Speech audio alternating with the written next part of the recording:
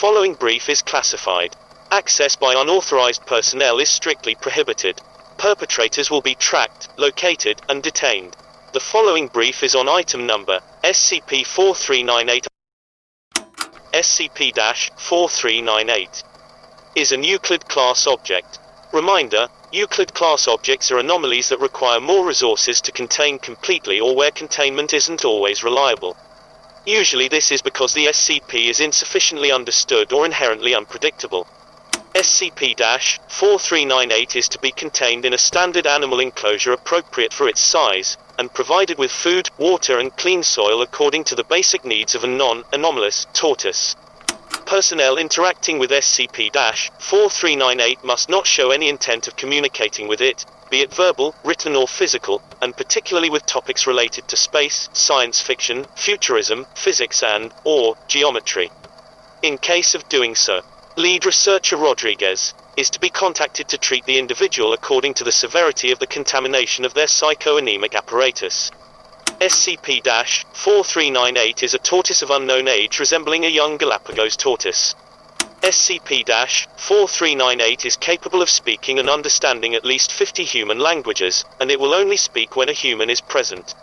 Its speech presents a heavy use of oxymoron, is mostly devoid of semantics on a non-meta level, and is produced at seemingly random intervals.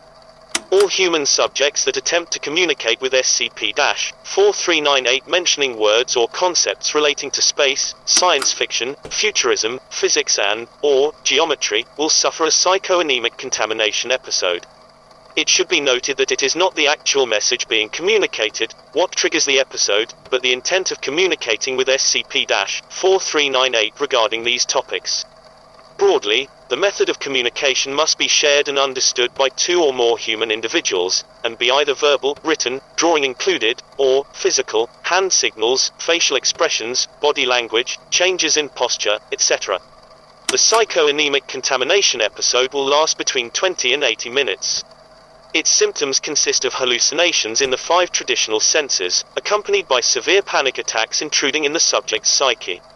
The content of these hallucinations can usually be linked to the words and concepts that triggered the episode. As well, the contamination of the subject's psychoanemic apparatus can completely override their exteroception, leading them to believe they have been transported to a different dimension, reality or planet. As of now, there is no concrete evidence of this being the case. Instead, it is believed that the subject's consciousness will leak into a pentadimensional space for a limited period of time.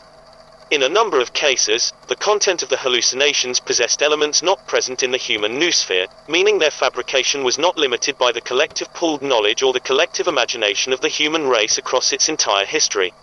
In these cases, the hallucinated images, elements, experiences or information have been later confirmed as either plausible of existing or completely real, making them more akin to visions from an unknown source that potentially exists in a multitude of dimensions beyond those in which humanity operates consciously.